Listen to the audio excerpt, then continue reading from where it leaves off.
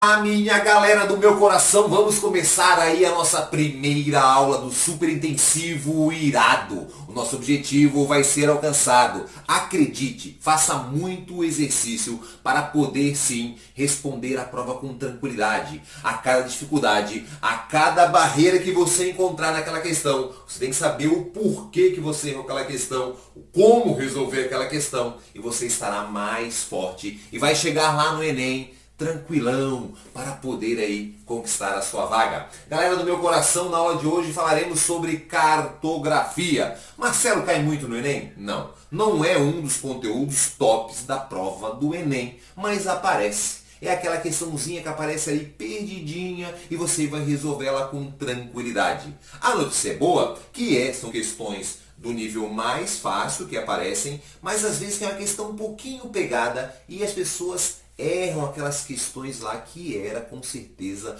uma obrigação, não digo uma obrigação, mas que era aquela questão que você não poderia errar. Não sabe não. Olá, minha galera do meu coração, vamos começar o nosso super intensivo irado e hoje com uma aula massa, uma aula irada sobre cartografia. Sim, Marcelo, é um tema aí que cai muito no Enem? Não, não cai muito na prova do Enem, mas aparece lá e você não pode desperdiçar nenhuma questão. Lembra bem, você tem lá uma média de pontos para você conquistar, para aí você buscar essa vaga em algumas universidades. Então, qualquer pontinho é de pontinho em pontinho que você vai fazer aquela pontuação lá, 850, 900, você tem que pensar que você é capaz. Faça exercício todos os dias. Vai assistir essa aula, vai para a bateria de exercícios, você vai fazer os exercícios e em qualquer dificuldade você manda para nós que a gente vai te ajudar. Bom, a cartografia, né? Essa parte da geografia que vai estudar os mapas, né? Que vai estudar um pouquinho das formas e projeções, que vai estudar os fusos horários. Claro que ela envolve muito mais conteúdos. Você tem aí na nossa plataforma todas as aulas separadinhas. Mas aqui para o curso intensivão, a gente vai sintetizar o que mais aparece. Bom, eu botei a primeira parte da cartografia, que é a localização. Você tem que saber se orientar no planisfério. Então nós temos aqui, obviamente, o mapa mundi, né? A América, a Europa, a Ásia, formando a Eurásia, a África aqui colada, né? Separado pelo mar Mediterrâneo, principalmente na Europa, e aqui nós temos a Oceania, beleza? Claro que também temos uma parte, outra continental aqui embaixo, que é a chamada Antártida, né? Então a Antártida, ela não tem nenhum dono, não esqueça disso. Foi feito lá um tratado, tá? Na década de 50 e até 2041 ela não pode, né? Pode haver exploração, apenas para pesquisas. Algumas nações aí reivindicam a posse dela, mas pelo Tratado da Antártida, né, que ele foi renovado, era para ser até 91, foi renovado até 2041, também é algo importante para a gente falar no nosso planisfério. Esse planisfério tem uma linha principal chamada Equador, né, que significa igualador, que vai dividir em dois hemisférios, o norte e o sul. O norte chamado de boreal ou setentrional, o sul chamado de austral ou meridional. A maior parte do Brasil está no hemisfério austral, no hemisfério sul, mas temos uma pequena parte sim no hemisfério norte. Nós dividimos também o nosso planisfério com uma linha principal aqui no meio, o meridiano principal, denominado meridiano de Greenwich, que ele claro, vai dividir o lado leste do lado oeste, o lado oriental do lado ocidental, beleza? Também chamado de nascente e também chamado de poente. Aqui nós temos uma outra linha, um outro trópico importante, que é o trópico de Capricórnio. Lembra da nossa frase? É preferível ser corno que ter câncer. Manda câncer lá para cima, bem longe da gente. É idiotice? É idiota essa frase, Marcelo, mas pode te ajudar naquele momento de branco lá na hora da prova. Então você terá alguns apagões e você tem que buscar mecanismos para resgatar a informação. Em cima então o câncer. Você vê que aqui é a zona intertropical. Com essa característica da cartografia, você consegue associar e poder entender que o clima tropical fica nessa área. Por isso que aqui na América, grande parte dos países tem um clima tropical como predominante, né? Aqui na África, a mesma coisa. Já lá na América do Norte e na Europa não tem, né, praticamente essa condição, porque não está entre os trópicos, está na zona temperada, né? Então, assim, nós temos lá o clima temperado. Tranquilo? Então, são noções básicas da cartografia que você tem que estar atento. Quando aparecer um mapa lá na sua prova, aluno irado, não esqueça que nós temos vários mecanismos que eles vão lá, né, para poder te ajudar a responder aquela questão. Uma das coisas que você tem que estar muito ligado são as cores. Então, as cores mais escuras na cartografia, elas simbolizam algo maior. Então, por exemplo, se você falar população, as cores mais escuras estão simbolizando que ali tem uma maior concentração populacional. Se eu fosse mostrar a temperatura, né, o vermelhão seria mais quente, o amarelinho mais clarinho, né, não seria tão quente assim. Puxando para as cores, né, frias, então o azulão mais frio, a quantidade de chuva é igual, o azul mais forte, a quase sendo roxo, chove mais, o azul bem fraquinho, chove menos. Então, assim você consegue interpretar muito através dos mapas e através das cores. Tranquilo? Não esqueça também da famosa rosa dos ventos, que nós temos lá com os pontos cardeais, que é o norte, que é o sul, que é o leste e que é o oeste. São as direções principais. Entre essas direções, nós temos outras direções, que são os pontos colaterais, que é a junção, né, dos dois pontos, o norte e o leste, formando o nordeste, o sul e o leste, o sudeste, o sul e o oeste, o sudoeste, o norte e o oeste, o noroeste. Assim, nós temos pontos principais que vocês vão precisar para responder uma questão de orientação. Lembra, o Sol nasce no leste, porque a Terra gira de oeste para leste. Vamos supor que você é o Sol, eu vou girar, o lado leste vai bater primeiro. Então lá nós temos as horas adiantadas, por exemplo, lá é onde o Sol nasce. Se eu quero me orientar aonde, né, o Sol está nascendo, eu estendo o meu braço para o lado leste e aí eu tenho ali as outras direções e assim vou poder responder as minhas questões. Bom, um outro tema importante são as projeções cartográficas. As projeções cartográficas, né, foi um mecanismo que é criado pela cartografia para resolver um problema que o nosso planeta, ele tem essa forma esférica, né, geóide, e aí, para transformar isso no mapa, eu tenho que fazer o quê? Através de cálculos matemáticos, pelos meus meridianos e pelos meus paralelos, eu vou transpor a informação e vou colocar isso lá no mapa. A forma que eu vou projetar isso, né, eu vou ter um resultado de um tipo de mapa. Então, quando eu envolvo o globo com um cilindro, um mapa, ó, circulando ali ele, eu tenho a projeção do primeiro tipo, que é a cilíndrica. É a mais utilizada. Quando eu envolvo em forma de um cone, como um cone no globo, e tiro as informações e jogo para a folha, para o mapa, né, eu tenho a projeção cônica. E quando eu boto o mapa abaixo e boto o globo em cima e tiro informações e jogo para a folha, eu tenho a projeção plana, também chamada de polar ou azimutal. Algo interessante para você pensar na prova é o seguinte: quando eu quero mostrar as áreas de baixa latitude, a projeção indicada é a cilíndrica. Quando eu quero mostrar média, a projeção indicada é a cônica. E quando eu quero mostrar os locais de alta latitude com mais definição, eu devo utilizar a polar plana ou azimutal. Esses são os nomes aí utilizados. Lembra, qualquer uma projeção, qualquer uma dessas três, elas vão sofrer, vão acarretar deformações. Alguma parte do meu planisfério vai estar deformado, tá? As duas que mais aparecem, eu botei elas aqui para vocês, por mais de repente que você não tenha identificado. A primeira é a de Mercator, é a mais utilizada, né? A mais antiga de todas. Ela foi criada no século XV, bem na época das navegações. Então tu lembra, navegações feitas pelos europeus, né? Toda essa expansão buscando as colônias. E eles tinham interesse muito na região, né, da África, da América Latina, e aí, obviamente, isso ficou mais próximo ao real. Usaram a projeção cilíndrica. E é por isso que você identifica facilmente uma projeção de Mercator. Vem do quê? Vem da Groenlândia. Quando a Groenlândia estiver bem exagerada, projeção cilíndrica de Mercator, utilizada das navegações.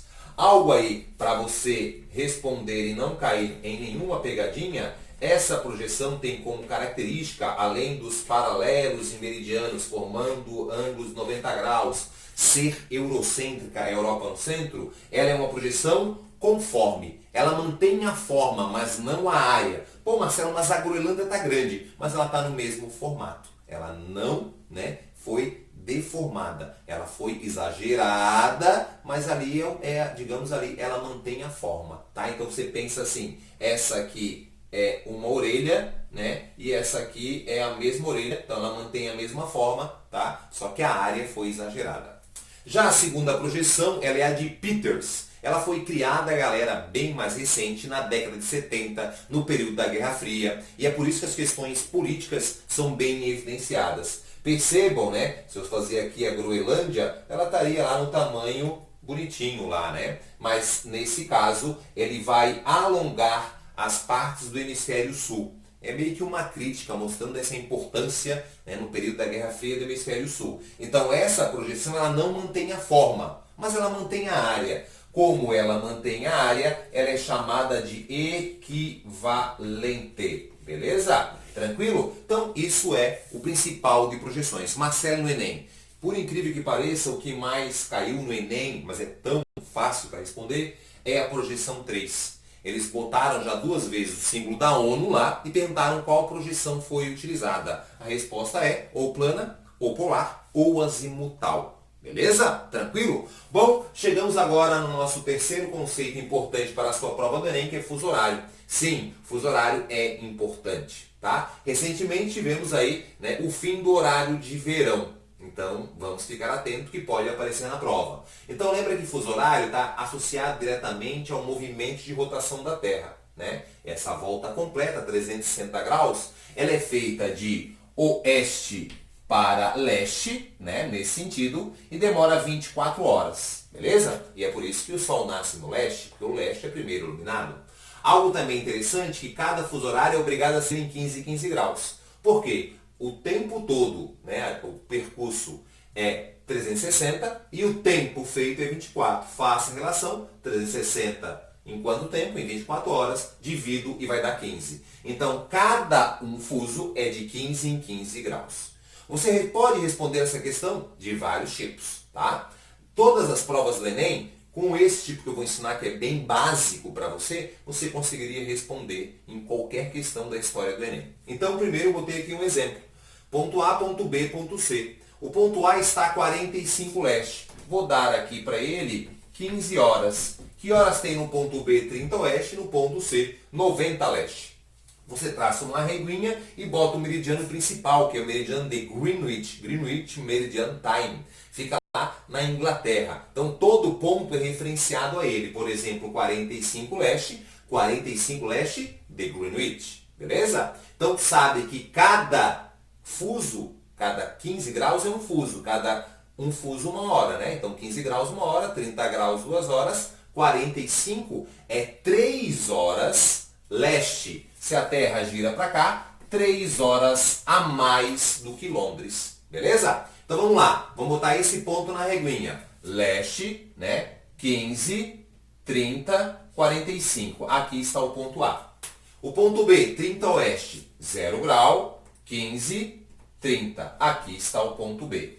E o ponto C, 90 leste. Aqui eu parei no 45, 60, 75, 90. Aqui está o ponto C. Agora é só você contar no dedinho bonitinho para responder. Aqui nós temos 15 horas. 15. Para trás, para a esquerda é menos, lembra? As horas são atrasadas. Então, 15, 14, 13, 12, 11, 10. Aqui, 10 horas. E aqui, Marcelo? Aqui é 15, 16, 17, 18.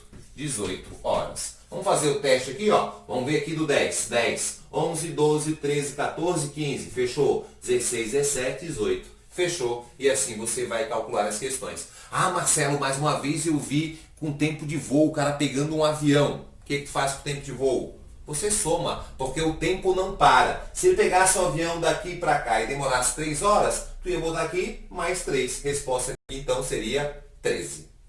O horário de verão, ele é um mecanismo que foi criado para gerar economia, né, de energia. Você adiantando o horário, as pessoas vai anoitecer, né, vai estar claro ainda, não vão precisar ligar a energia. E é comprovado, durante vários tempos gera muita economia, né? Hoje em dia, alguns novos estudos falam que não está gerando mais tanto assim. E alguns fatores negativos começam a colocar ele, né, em risco. Algumas nações, mesmo sabendo que eles não economizam tanta energia, falam do benefício, por exemplo, para o turismo, porque assim as pessoas ficam mais tempo na rua consumindo, né, vão nos locais públicos, né, com mais segurança, então isso é algo positivo e por isso que eles, mesmo não trazendo a economia, né, tão alta, eles permanecem com o horário de verão. Então, lembrando o horário de verão, adiciona uma hora. No Brasil, antigamente, as regiões Norte e Nordeste não adotavam. Centro-Oeste, Sudeste e Sul adotavam. Então, se cair uma questão referenciando como era antes, você vai fazer a conta normal da reguinha e aí, obviamente, você vai, quando estiver no Norte e Nordeste, querer saber um horário do Sul, do Sudeste e Centro-Oeste, você tinha que adiantar uma hora no final, nada do problema. Se tivesse aqui, referenciasse acima, no final você reduziria uma hora. O Brasil, você não pode esquecer que atualmente nós temos 4 fuso horários. O primeiro fuso horário é as Ilhas Oceânicas, Fernando Noronha. Esse fuso horário ele é -2 da Inglaterra. Sabe me dizer qual é a localização? Muito bem. Cada uma hora 15 graus. 15, 30. 2 horas 30. Então é 30 graus. Menos, então é oeste. Então esse local é o 30 graus oeste. A parte litorânea do Brasil, né, e também ali pegando Goiás, Minas Gerais, a região sudeste e parte da região norte, né, nordeste, indo para o sul, mais a parte litorânea, é o segundo fuso, que é o -3. 15, 30, 45, né? Então é 45 oeste. É a hora oficial do Brasil, por é a capital do Brasil, localiza-se ali. O terceiro fuso pega mais a região norte e o centro-oeste, que é o -4. Lembrando que esse -2, -3, -4 é referenciado a Londres. Então, -4, né? Se em Londres for 10 horas, aqui nesse ponto é -4 horas desses 10 horas. No caso, 6 horas. Tá? E aí, o quinto fuso é o -5, que é o Acre inteiro e um pedaço do Amazonas. Então, sempre, ó, se aqui for 8, né? A Marcela é -4? Não, senhor. 8 para a direita é mais. Aqui é 9, aqui é 10 e aqui é 11. Esse ali, o -2, -3, -4, -5, referenciando sempre a Greenwich. Se você tem dúvida em cada um desse conteúdo, não esqueça, você vai na plataforma que nós temos aulas aprofundadas sobre isso. E o nosso último conteúdo, que de todos eles é o que mais apareceu historicamente na prova do Enem. Ele aparece mais nas questões lá naquela prova, naquelas 45 questões de matemática, que é a escala. A escala é um mecanismo obrigatório no mapa, muito utilizado na cartografia, para fazer uma relação do real com o mapa. Ela pode ser de 2 tipos, ela pode ser gráfica ou numérica. Gráfica aparece ali como uma régua, né, e com intervalos de 1 centímetro. Nesse caso, ela fala que cada 1 centímetro no mapa igual a 30 quilômetros. Ou a escala numérica, que é uma fração. 1 por alguma coisa. O numerador é o 1, sempre 1, que é o quê? Que é um mapa. Cada 1 centímetro no mapa, nesse caso, 3 milhões de centímetros na realidade. 3 milhões de centímetros. E você vai ter que converter. E eu vou ajudar você a converter pelo macetão criado por mim, que é o macetão irado, o macetão do Marcelo. Quando você quer transformar centímetro em quilômetro, envolve 5 casas. Quando você quer transformar, né, metro em quilômetros, 3 casas. Centímetro em metro, 2 casas. Milímetro em centímetro, 1 casa. Então isso aqui é um macete. Claro, se você for muito bom em matemática, tiver na mente aquela conversão, aquela tabelinha de conversão, metro, decímetro, hectômetro, milímetro, use tranquilamente que vai, né, dar até mais segurança para você. Mas você gravar isso aqui, nas questões de escala, você vai resolver com tranquilidade. Beleza? Então, um detalhe importante. Ó, a escala numérica ela pode ser transformada em gráfica. A escala numérica sempre estará em centímetro. A escala gráfica, 90% dos casos, aparece em quilômetro. Pode aparecer em metro, mas a maior parte é em quilômetro. Então eu vou transformar isso em quilômetro. Quantas casas? 5 casas. 1, 2, 3, 4, 5. Ficou a mesma coisa.